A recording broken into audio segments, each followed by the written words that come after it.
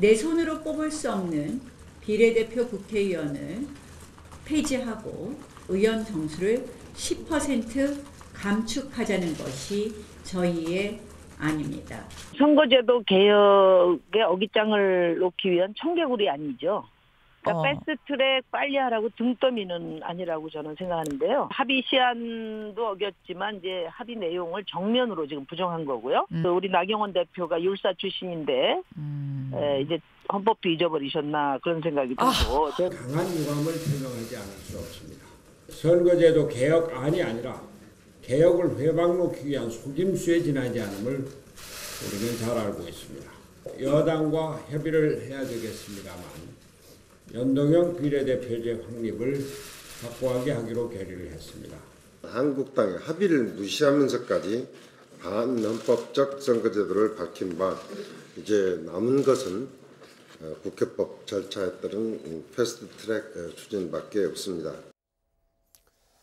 사실 한국당도 지난번에 이제 손학규 대표가 단식을 한참 하고 있을 때 지금 야3당이 이야기하고 있는 선거법 제도를 상당히 적극적으로 검토를 하겠다.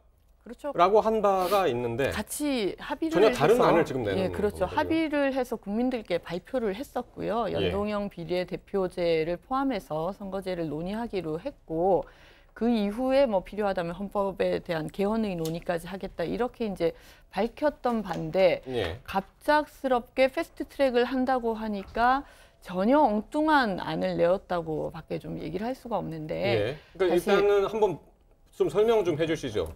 민주당하고 야3당이 이야기하고 있는 안이랑 자유한국당이 이야기하고 있는 안. 네, 사실 야3당에서 이야기하는 것은요. 지역구를 줄이거나 혹은 비례대표 수를 늘려서 330명 정도로 증원을 한 상태에서 연동형 비례대표제를 도입해서 우리 국민들의 의사가 의석수와 일치될 수 있는 방법으로 선거제를 개편해야 된다는 것이고요. 민주당의 의견은 국민들께서 300명의 의석을 늘리는 것에 반대를 하시니 이 상황에서 비례대표 수를 조금 더 늘려서 지역구 수를 줄이는 방향으로 선거제를 개편할 수 있지 않겠느냐 이렇게 지금 논의가 진행되어 왔었고요. 현재 그러니까 조금 이제 팩트 정리를 조금 하자면은 현재 47석인 비례대표에서 47석인 이제 300석 중에서 그렇죠. 47석에서 28석 정도를 더 늘려서 그렇게 해서 75석 정도로 비례대표 수를 늘리는 안을 지금 논의를 하고 있는 그만큼 중이고요. 지역구는 축소가 되는 거고. 그렇죠. 그런데 지금 나경원 원내대표가 들고 나온 안은 이 의원 정수 자체를 줄여서 대신 지역구 의석은 늘리는 방향으로 이렇게 이제 의견을 제시를 하다 보니까 연동형 비례대표제가 나온 취지 자체가 국민들의 선거에서의 의사결정이 실제로 의석수와 좀 정확하게 연동될 수 있도록 하는 게 필요하다라는 취지에서 나온 건데 오히려 비례대표를 없애겠다는 그런 입장이 됐고요. 한 가지만 좀 말씀을 드리면요. 제가 한 가지만 추가로 말씀을 드리면 나경원 원내대표도 비례대표 로 지금 국회의원이 됐거든요. 저도 사실은 비례대표 출신 국회의원인데 그러니까 당장 나온 이야기가 소수라든지 약자라든지 여성을 위한 어떤 이제 다양성을 채우기 위한 비례대표 제도라는 사다리를 걷어차려는 것이 아니냐 이런 비판이 바로 나오고 있는 거죠. 한마디로 왕코미디입니다. 이거 왕코미디고요. 저는 지금 이걸 보면서 이제 웃음이 나와가지고 견딜 수가 없어요. 이게 왜 그러냐면요.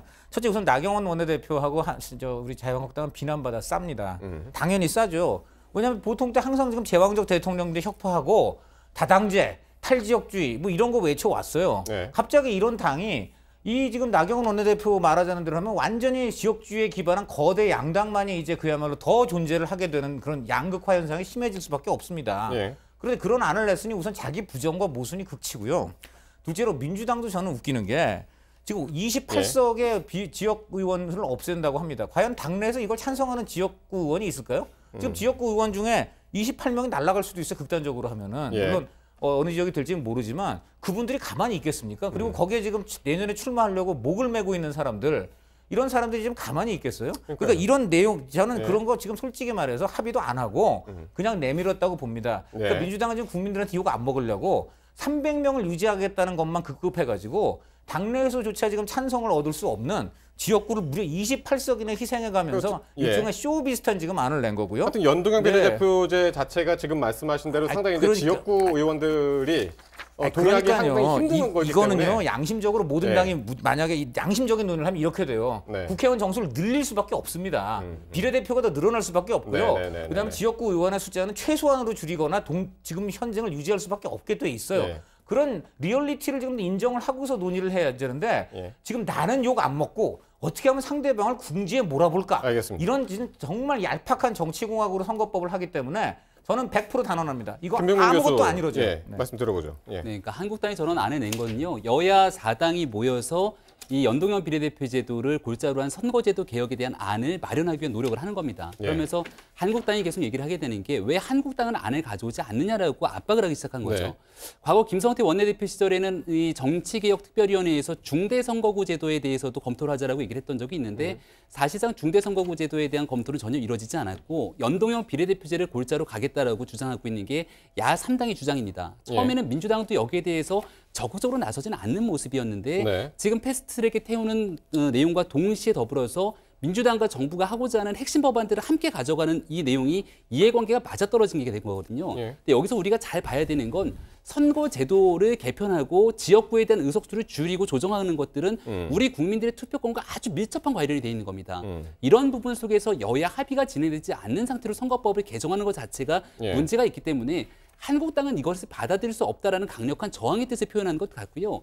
지금이라도 패스트트랙이 아니라 여야가 머리와 지혜를 맞대서 개헌과 동시에 선거제도 개편할 수 있는 국민적 합의를 바탕으로 제도를 도입하기 위한 노력이 필요한 겁니다. 이 논의가 상당히 처음 시작된 건 오래됐잖아요. 꽤 오래됐는데 지금부터라도 하자는 건 너무 지금 늦은 거 아닙니까? 그러니까 정개특위가 작년도 가을에 출범하기 시작하면서 촉발이 됐습니다만은 여기 대해서 서로 한치의 양보도 있지 않았던 상태로 이어져 온 겁니다. 그렇다면 지금 상황에서는 내년도 총선을 앞두고 과연 이 연동형 비례대표제 등에 대한 선거제도 개혁이 가능하냐 그러면 현실적인 입장에서는 물리적으로 불가합니다.